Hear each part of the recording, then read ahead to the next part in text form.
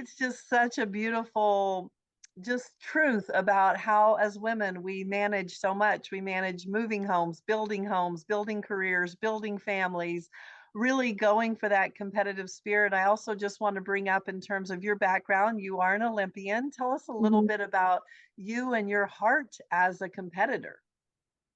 Yeah, I was I made the Olympic team in 2012. I won the Olympic trials in the women's 5,000 meters for Team USA.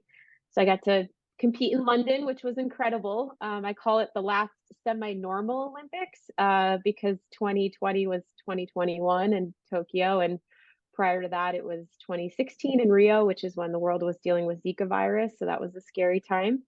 2012 was my year, and I had a long journey as a competitor. I was pretty good in high school and got a little bit better in college, but a lot of injuries along the way. But I just had this feeling and gut instinct in my heart that um, the best years of my running career were going to be later in my, I guess, in my 20s.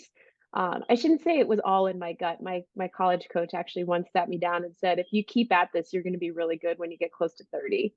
And I was like, "All right, well, maybe we'll see what happens." And then I made the team when I was 30. So she had some great insight when I was a sophomore in college, is what she said to me then. So yeah, I just pursued it. It was a really long uphill battle.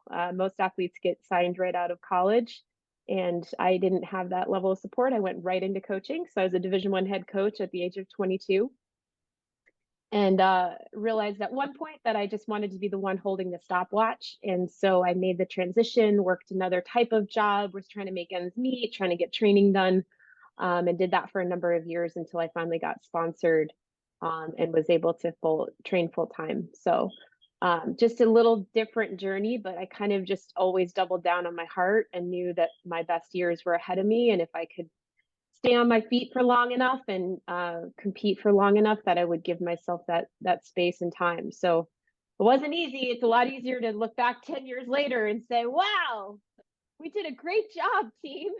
But during that time, it was definitely really hard. But the reward was so great.